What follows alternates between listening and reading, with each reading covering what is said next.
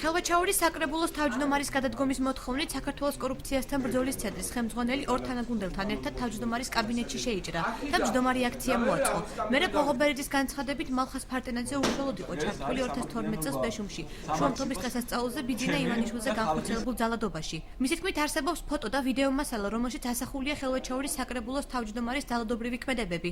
თუმცა ჟურნალისტებისთვის წარმოდგენილი მასალიდან ბეშუმში მხოლოდ მალხაზ ფარტენაძის ყოფნა დასტურდება. მორალურად მალხაზ ფარტენაძეს ხელმძღვანელობის გამგებელს არ აქვს უფლება, რომ ის იყოს დღეს მოქმედი თავმჯდომარე.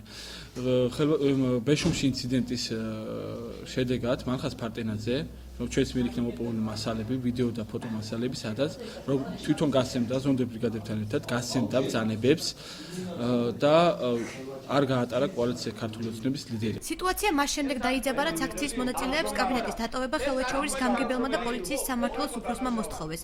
რეგიონის გამგებელმა ღოღობერიძეს განუმარტა, რომ კაბინეტში შეჭრით კანონს არღვევდა და ოთახის დატოვებას სთხოვა. სანაცვლოდ კი პოლიციის უფროსმა აღუთქვა, რომ ბეშუმის ინციდენტს შეისწავლიდა. აქ არის სამუშაო რეჟიმი. საკრებულოს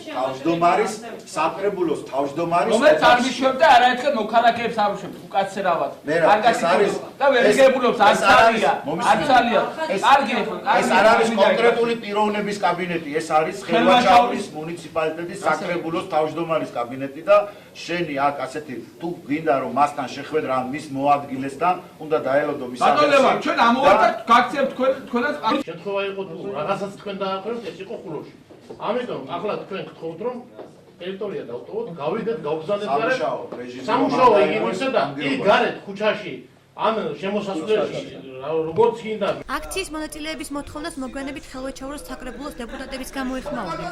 სულიკო მიქელაძემ ღოღობერიძეს და მის თანაგუნდელებს რიგარეშეს ფორმის მოწვევის დეტალები აუხსნა და ამ ეტაპზე დაშლისაკენ მოუწოდა. კანონი ითვალისწინებს დეპუტატთა 1/3 ხელმოწერებს რიგარეშე სხდომის დანიშნვის თაობაზე.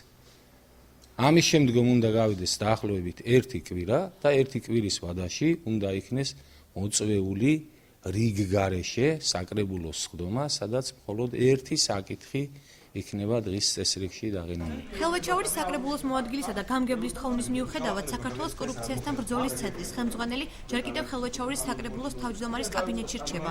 თავად მალხაზ ფარტენაძე კი ამ დროისთვის თბილისში იმყოფება.